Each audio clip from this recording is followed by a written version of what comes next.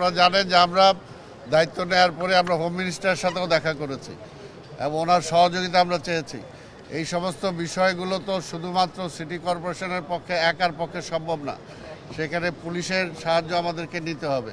তো সেই ব্যাপারে ওনার সাথে আমরা কথা বলেছি। এখন রমজান মাস চলছে, সামনে ঈদ, এই সময় যাতে আবার জনগণের ভোগান্তিও না হয় সেই বিষয়টাও আমাদেরকে খেয়াল রাখতে হবে। কাজে সব কিছু চিন্তাভাবনা করেই যখন সিদ্ধান্ত নেয় আমরা সেটাকে কার্যকর করার জন্য চেষ্টা করব। আপনারা জানেন যে ভোট ডাকাতির মাধ্যমে সমস্ত সিটি কর্পোরেশন দখল করা হয়েছে, অব্যবস্থা চলেছে, দুর্নীতি চলেছে, অনিয়ম চলেছে।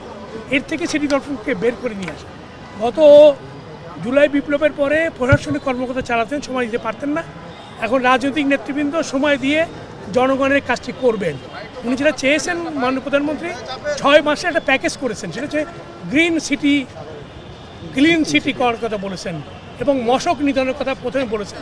6 মাস পরেই এই বিষয়ে অগ্রগতি উনি জানাতে বলেছেন। এরপরে পরবর্তী স্টেপিংটা কী হবে সেটা আমাদের কাজের অগ্রগতির পরেই উনি নির্ধারণ করে দেবেন। ইনশাল্লাহ আমরা সেভাবেই ওনার যে পরামর্শ অনুযায়ী আমরা কাজ করব। আমরা আমাদের যে প্রধানমন্ত্রী ওনার সাথে আমরা সাক্ষাৎ করেছি, উনি আমাদেরকে আশ্বস্ত করেছেন উনি আমাদেরকে সার্বিকভাবে সহযোগিতা করবেন। এই সিটি কর্পোরেশনে আমরা আগামী 6 মাসের মধ্যে যে প্রকল্পগুলো নিব এবং সেটা যেন যথাযথভাবে বাস্তবায়ন করতে পারি।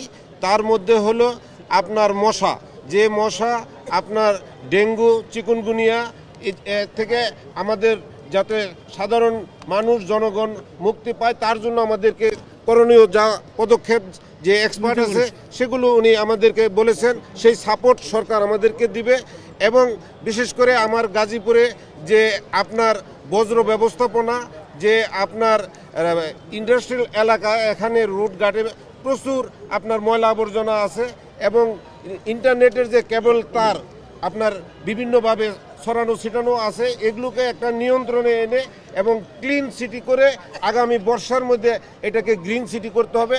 আগামী 6 মাসের মধ্যে সেই প্ল্যানটা বাস্তবায়ন করার জন্য আমাদেরকে নির্দেশ প্রদান করা হয়েছে।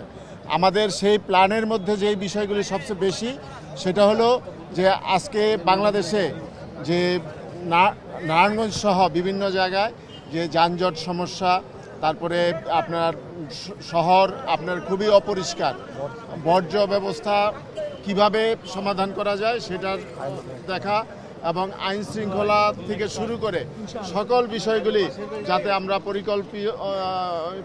পরিকল্পিতভাবে আগামী দিনের আমরা এই নাগরিকদেরকে একটা দৃশ্যমান আমরা কিছু করেছি বা তাদের জন্য করছি সেই জিনিসটা যাতে দেখাতে পারি সেটার জন্য আমাদেরকে নির্দেশ দিয়েছে। আর একটা বিষয় হলো যে আপনারা জানেন যে ইতিপূর্বে যারা এখানে প্রশাসক হিসাবে ছিলেন তারা হচ্ছে সরকারি বিভিন্ন পদের কর্মকর্তা, কিন্তু আমরা যারা এখানে আছি আমরা হচ্ছি রাজপথে চলা প্রতিটি মানুষের সাথে প্রতিটা রোডঘাট যে সিটি কর্পোরেশন আছে প্রত্যেকটা রোডঘাট আমাদের চিনা, কোথায় কি সমস্যা আছে, জনগণের কি সমস্যা, সেই সমস্যাগুলি এই সরকারি কর্মকর্তাদের থেকে আমরা বেশি ভাবে এটা মূল্যায়ন করতে পারবো, নির্ধারণ করতে পারবো। প্রত্যেক সিটি কর্পোরেশনের যে সকল সমস্যা আমরা চিহ্নিত করব, এই সমস্যাগুলোর সমাধানের জন্য আমরা প্ল্যান নিব। মোটা দাগে কিছু বিষয় উনি নির্দেশনা দিয়েছেন, যেগুলো পরিষ্কার পরিচ্ছন্ন রাখা, ডেঙ্গু মশা নির্মূল করা, শহরকে পরিষ্কার রাখা, এইগুলো হচ্ছে ইন জেনারেল সবার কথা তিনি বলেছেন।